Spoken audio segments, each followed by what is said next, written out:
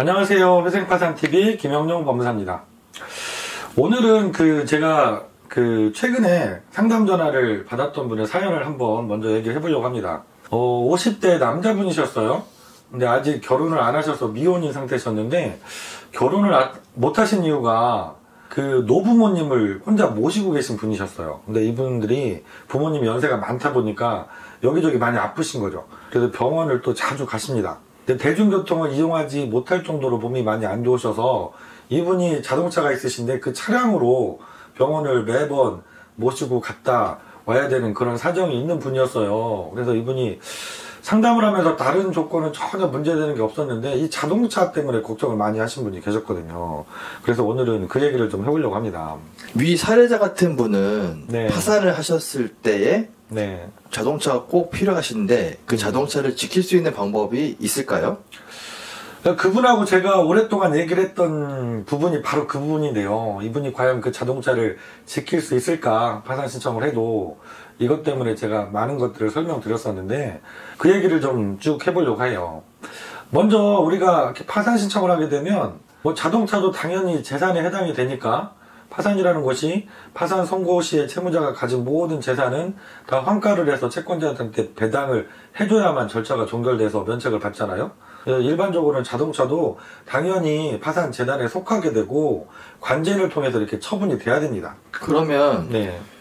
파산 관제인은 자동차를 어떻게 환가하게 되나요? 일반적으로는 중고매매상에 이렇게 맡겨서 처분을 하기도 하고요.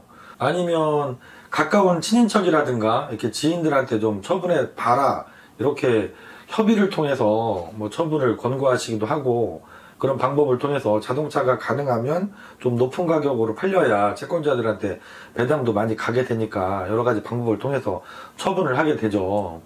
그러면 자동차를 그냥 유지하게 해주는 경우도 있는 건가요? 결론적으로 하면 제가 아까 말씀드렸던 그 사례의 그분이 이 자동차를 환가하지 않고 유지를 시켜주는 그 경우에 해당이 되어서 상담을 되게 좀 만족스럽게 끝냈던 경우인데요.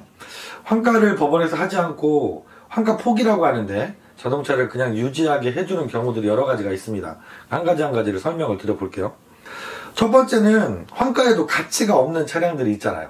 되게 연식이 오래된 중고차, 그리고 운행 거리가 키로수가 엄청 많이 타신 차, 이런 것들은 환가를 해도 돈이 1, 200도 안 되는 차량일 수도 있고, 이런 경우에는 굳이 환가를 해서 그걸 채권자한테 다 나눠주려면 절차 비용이 더 들 수도 있어요. 그래서 이런 차들은 흔히 환가를 하지 않고 포기를 해서 채무자가 타고 다닐 수 있게 이렇게 놓아두시는 경우들이 많고요. 그리고 두 번째로는 환가에 실익이 없는 차들이 있을 수 있습니다. 이게 무슨 말이냐면 자동차가 오래된 차는 아니어서 중고차로 처분하면 한 1,000만 원 나올 수 있는 차량이라고 해요. 근데 여기에 우리가 처음에 차를 구입할 때, 할부를 구입할 때 저당을 잡고 할부를 받은 경우들이 많이 있죠. 근데 중고차 가격이 1,000만 원 정도 가는데 거기에 잡혀있는 근저당 금액이 1,000만 원에 육박한다. 그러면 사실은 이거 환가 해봐야 저당권자 배당해주고 나면 돈이 남지 않거든요. 그러면 이것도 환가 실익이 없죠. 그래서 환가하지 않고 그냥 차량을 놔두게 되는 경우가 생기죠. 그리고 세 번째, 이분이 바로 여기에 해당이 됐었는데 환가 실익에 비해서 채무자가 입게 되는 손해가 더 크다고 판단되는 경우들이 있어요. 대표적인 게 아까 이분 사례처럼 꼭 생활에 필요한 차량이에요. 가격은 크게 많이 안 나가는데 이분이 그 차량이 없으면 본인이라든가 아니면 가족들이 생활을 하는데 너무 불편한 차량들이 있잖아요. 이런 것들은 환가를 하지 않고 그냥 차량을 유지하게 해줄 수가 있습니다. 그래서 아까 그 사례 그분도 부모님을 병원에 정기적으로 모시고 가야 되는 그런 특별한 사정을 잘 소명을 하면 파산 관제인이 환가해서 처분하지 않고 그냥 차를 유지할 수 있는 경우가 되죠. 자동차가 또 생계를 위한 수단인 경우들이 있어요. 예를 들어서 자동차로 차량으로 노점을 하시는 노점상 이런 분들도 그게 생계 수단이니까 차량을 유지하게 해달라고 하는 것도 가능할 수가 있습니다. 그리고 마지막으로 환가가 아예 불가능하기 때문에 환가를 하지 않고 포기해서 그냥 파산 절차가 진행되는 경우들이 있거든요. 이거는 차량을 유지한다기보다도 환가를 포기하는 경우죠. 대포 차량 같은 경우는 차가 어디에 있는지 발견을 할 수도 없기 때문에 이건 당연히 환가가 불가능하죠. 그래서 이 대포 차량 같은 경우도 운행 정지 명령이 나 있다고 하면, 그래서 차가 뭐 어디 있는지 알 수도 없고 찾을 수도 없는 경우라고 하면 당연히 파산관제인이 뭐 환가 같은 절차를 진행할 수가 없기 때문에 그냥 환가 포기 절차로 넘어가서 파산 절차가 진행이 됩니다. 예, 법무사님, 그러면 혹시 파산 신청을 하기 전에 네. 자동차를 처분할 수도 있나요? 차량을 처분할 수도 있죠. 뭐 부동산도 신청하기 전에 처분할 수 있는 것과 마찬가지로 차량도 처분할 수는 있습니다. 그런데 이 처분하고 나서가 문제죠. 처분을 했을 때 당연히 그 처분 대금이 남게 되잖아요. 금액이 보통 뭐 파산 신청하시는 분들이 갖고 계신 차가 뭐 고급차, 새 차 이런 경우보다는 중고차 오래된 거가 많기 때문에 처분해도 금액 자체가 크진 않지만 이 처분한 대금을 내가 어떻게 썼는지가 다 조사 대상이 됩니다. 그래서 이 처분 대금을 정상적으로 내가 생활비 정도로 썼다, 이런 건 문제가 되지 않으니까 처분하셔도 괜찮고요.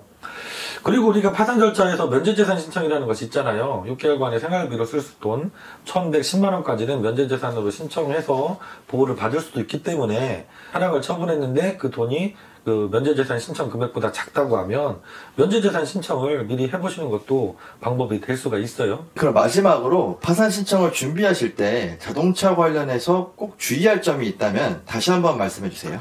네, 자동차 관련해서도 주의할 것이 분명히 있죠. 제가 방금 전에 파산 신청 전에 처분을 하더라도 문제가 안 될 수도 있다, 그 처분 대금만 잘 사용하시면 된다 말씀드렸잖아요.